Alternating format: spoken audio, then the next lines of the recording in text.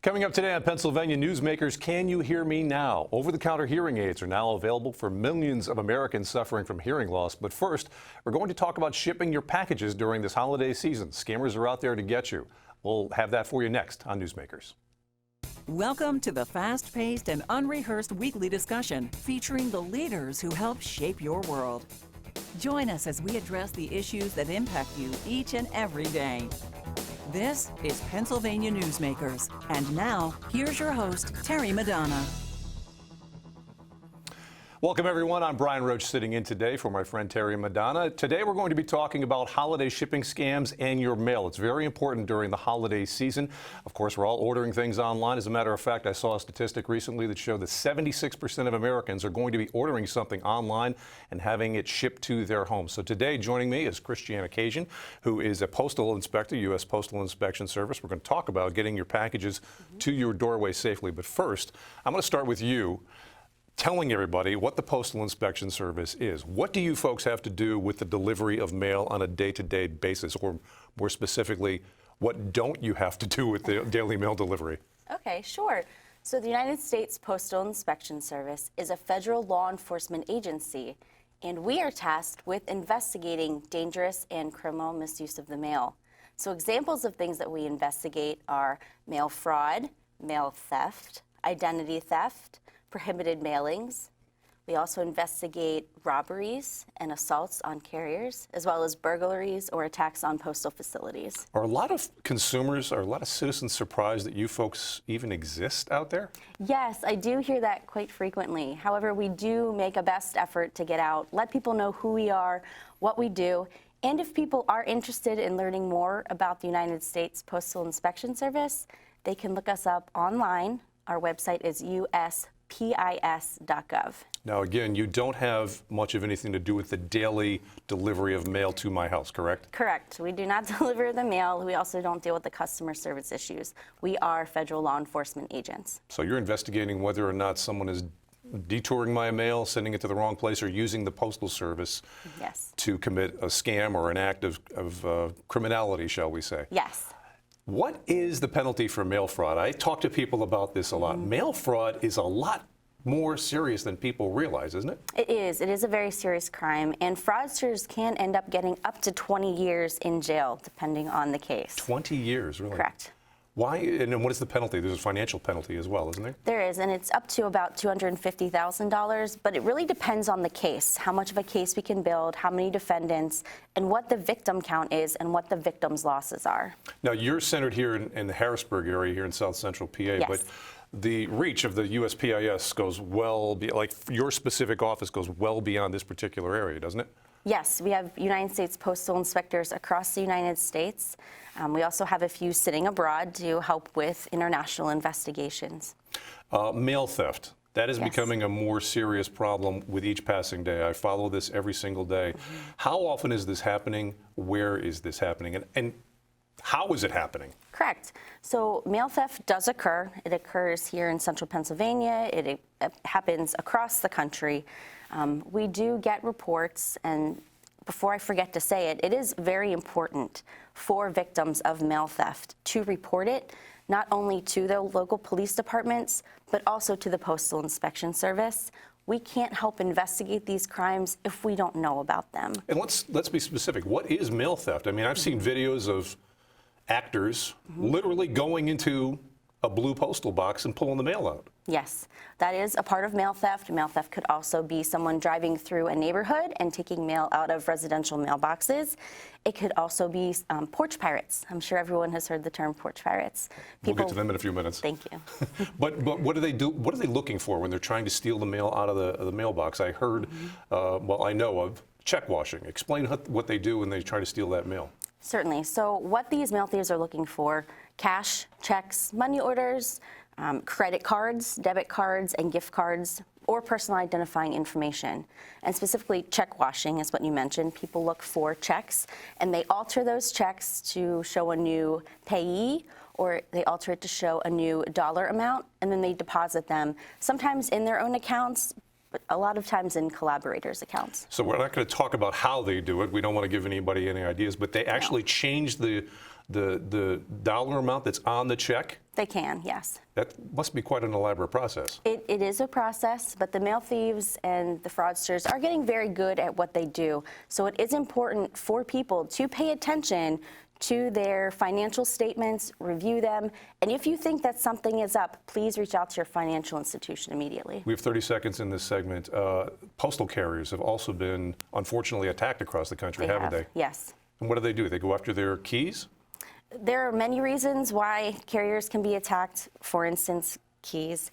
However, this is a really good opportunity for me to please ask all of the people watching to look out for the carriers who are out there doing their job. And if you see something, please say something. Be a good witness.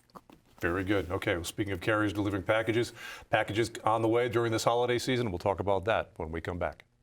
This broadcast of Pennsylvania Newsmakers is presented by the Pennsylvania Chamber of Business and Industry, the statewide voice of business, and by the Pennsylvania State Education Association, bringing the power of a great education to our schools, our students, and our communities.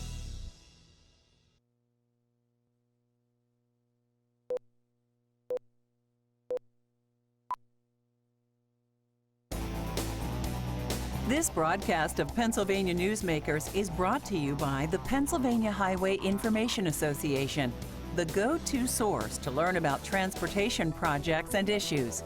Please visit pahighwayinfo.org. And by the Pennsylvania Manufacturers Association. Business in Pennsylvania is our business. Welcome back to Pennsylvania Newsmakers. I'm Brian Roche at WGAL-TV, sitting in today for our usual host, Dr. G. Terry Madonna. My guest right now is Christiana Kasian, a postal inspector with the United States Postal Inspection Service. We're talking about mail theft, but specifically now, let's talk about packages. You mentioned this a little while ago. It is now late November.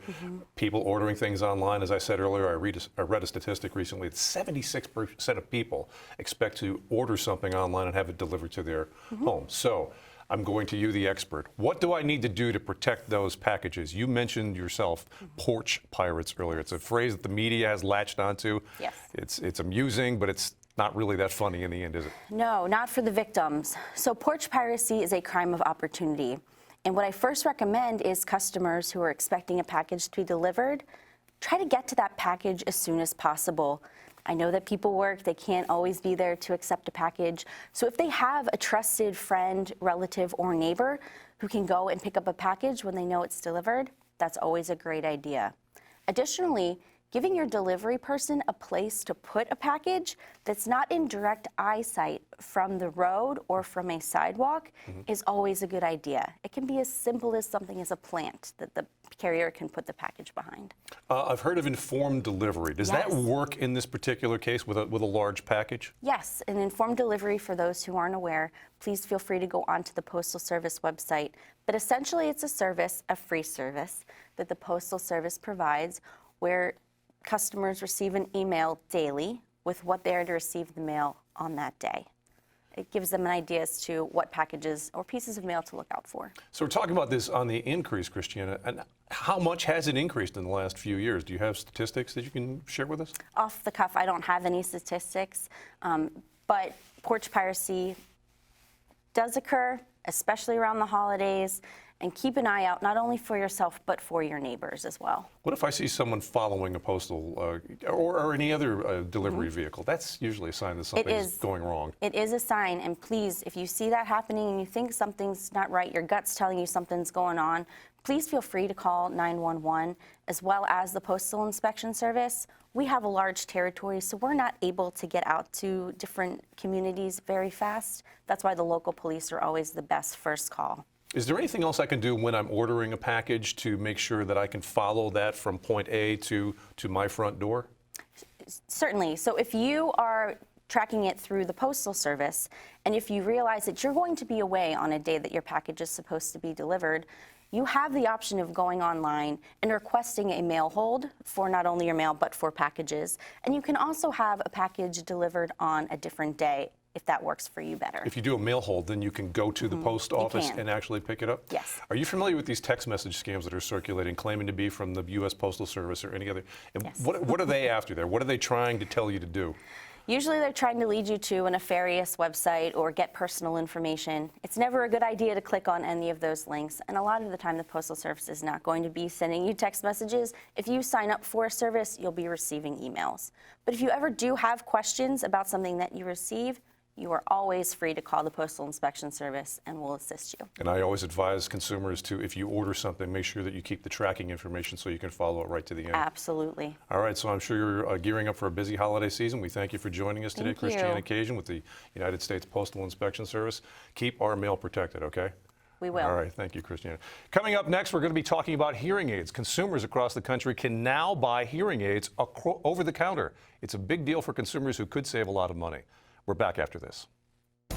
This broadcast of Pennsylvania Newsmakers is brought to you by Cross-State Credit Union Association. Credit unions, where people are worth more than money.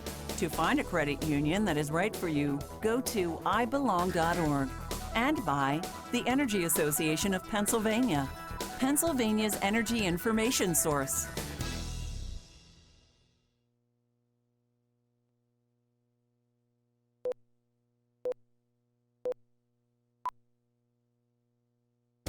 This broadcast of Pennsylvania Newsmakers is brought to you by the Association of Pennsylvania State College and University Faculties, representing the faculty and coaches who are devoted to providing quality public higher education for Pennsylvania's college students. And welcome back to Pennsylvania Newsmakers. I'm Brian Roche, sitting in today for Dr. G. Terry Madonna. As the consumer investigator at WGAL-TV in Lancaster, Pennsylvania, I follow a lot of consumer issues that save consumers a lot of money, and our next topic, I think, is a big deal. It's going to save millions of Americans a lot of money. We're talking about over-the-counter hearing aids. And joining us today is Barbara Kelley, the Executive Director of the Hearing Loss Association of America. And Barbara, let's just jump right in here. What did the FDA recently do? What action did they take to make these hearing aids more available for consumers all across the country? Well, thank you, Brian, for giving the spotlight to this really important topic. On October 17th, the FDA opened a new category of hearing aids that could be sold over the counter. Now, it's really important to say that these hearing aids are only for adults with self-perceived mild to moderate hearing loss. So, Barbara, let's back up a little bit. How expensive are hearing aids? My father's 88 years old, and he has shocked me numerous times with how expensive the conventional hearing aids that we're all familiar with, fitted by an audiologist, they're very expensive. How expensive can they be? Right. Well, they run the gamut. I mean, they can go up to $10,000 for a pair with artificial intelligence. They can monitor your blood pressure. They can alert people when you fall. But more of the mid-range would be $4,000 to $5,000 for a pair. And I do know that a big box store sells a very good quality pair for $13.99 with Bluetooth streaming, telecoils, and rechargeable batteries.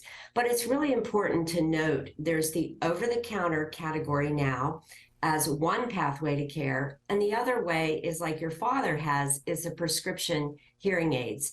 And it's important to know that with prescription hearing aids, the device is about 1/3 of the cost, and bundled into that are the services of the audiologist or hearing aid specialist, the fitting, the follow-up, the trials, the adjusting. So, there's not a one-size-fits-all. It could be that your father needs the good care of an audiologist, but this new category of over-the-counter for adults who can perceive their own hearing loss with mild to moderate can self-fit, and it's really not an either-or situation. You could really still go to a hearing healthcare provider and decide, well, gee, I'm going to try that over-the-counter device. So this is really important for consumers because it opens up choice. The over-the-counter isn't for everyone, but we know that 80% of people who could benefit from a hearing aid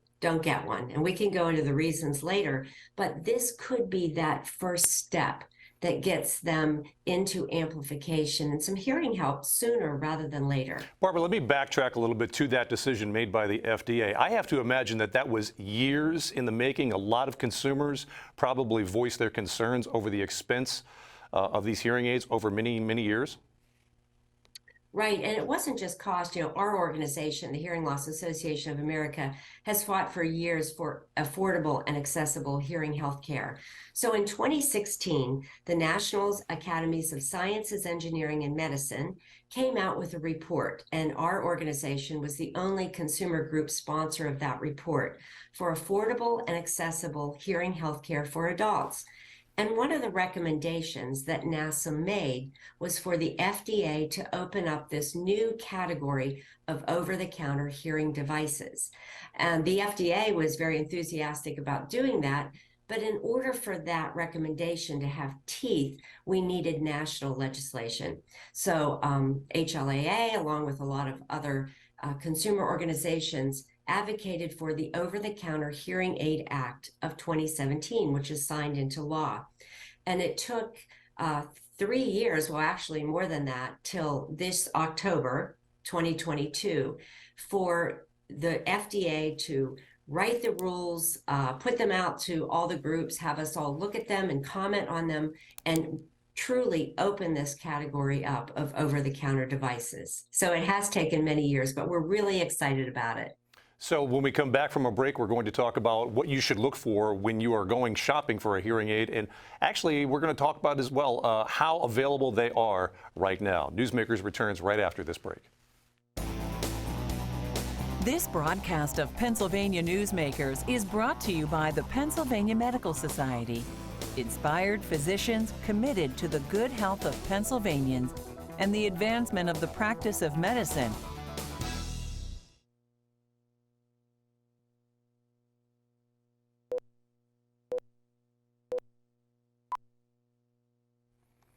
And welcome back to Pennsylvania Newsmakers. I am your guest host today, Brian Roche. We are talking about the sale of over-the-counter hearing aids. Our guest right now is Barbara Kelley, the Executive Director of the Hearing Loss Association of America. As Barbara was just telling us, that consumers will soon, well, they are now able to go out and buy hearing aids over the counter. And Barbara, let me ask you this question. Why don't more people go shopping for hearing aids? Is there this stigma of age or something that goes along with that?